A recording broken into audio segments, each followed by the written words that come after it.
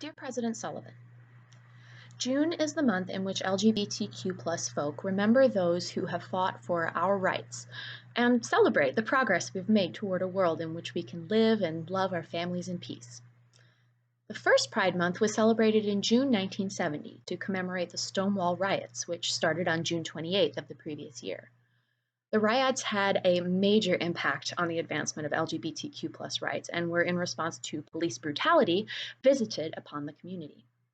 Marsha P. Johnson and Sylvia Rivera, two transgender women of color, were major players in these riots. Marsha was murdered in 1992, and Sylvia died of liver cancer in 2002 at the age of 50 after experiencing homelessness at several points in her life. On June 12, 2016, 49 patrons of Pulse nightclub were slaughtered. An additional 58 people were injured and hundreds more directly traumatized. It was, at the time, the worst mass shooting by a single gunman in U.S. history. The patrons of Pulse, primarily Puerto Rican and Latinx people, were targeted because of their LGBTQ plus identities. On June 8, 2020, Remy Fells was murdered. On June 9, 2020, Rhea Milton was murdered. Both were Black transgender women. Following Friday, the LGBTQ plus community mourned the 4-year mark since the Pulse tragedy. That same day, the Trump administration implemented a regulation that erases the right to health care for transgender and gender nonconforming individuals. It is now permissible in the United States to discriminate against transgender people in the realm of healthcare. What does this mean for a transgender person?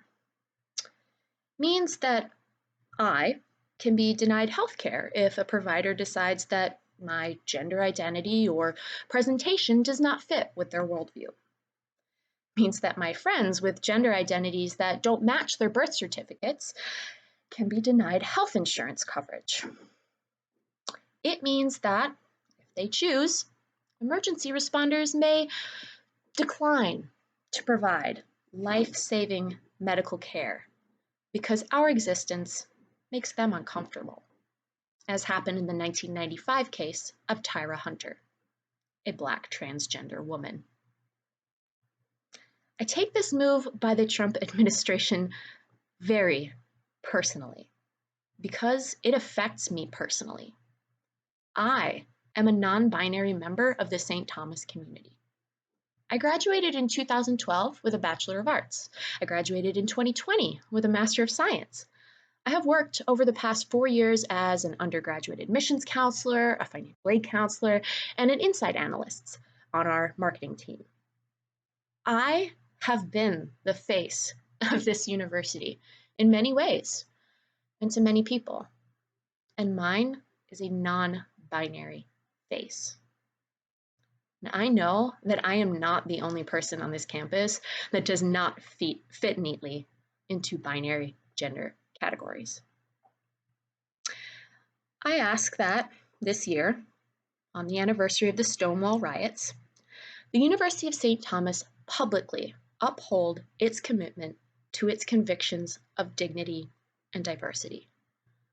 I ask you to make a public statement that the University of St. Thomas respects the dignity of transgender people and gender nonconforming people and values the unique contributions that we each bring to the greater mosaic of the university community. I request that the university publicly commit to helping us work for a more just and inclusive society by providing us access to the same rights that any other member of the St. Thomas community has access to, including the right for transgender staff and faculty to fully participate in the university's healthcare plan.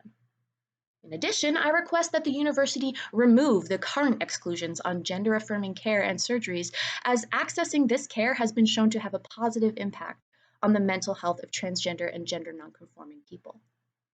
We cannot do our jobs and help the university live its mission without healthcare. It is especially important in this moment and going forward that we recognize the contributions of people of color to the LGBTQ plus rights movement, and in particular, the sacrifices of life and freedom made by transgender Black people, Indigenous people, and people of color. Transgender people of color have led the charge for LGBTQ plus rights, and their reward has been much higher rates of unemployment, poverty, homelessness, sexual violence, and murder than white transgender people and people in the United States overall. With the announcement of the newly formed Racial Justice Initiative, I request that St. Thomas create a position within the initiative dedicated to advancing the conversation in our community around the issues facing people of color who are also LGBTQ+. I await your response. Sincerely, Monique Dargis.